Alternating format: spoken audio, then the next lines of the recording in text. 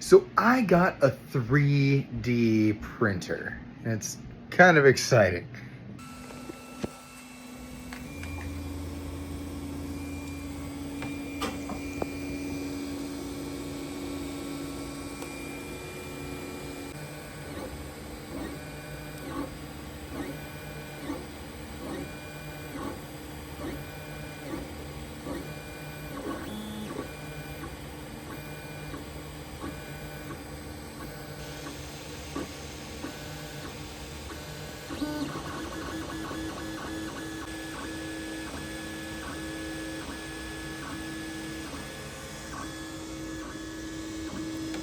Trying to feed this new filament in until it starts catching automatically.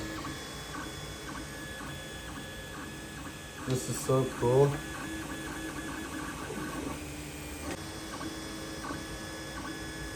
This is so cool.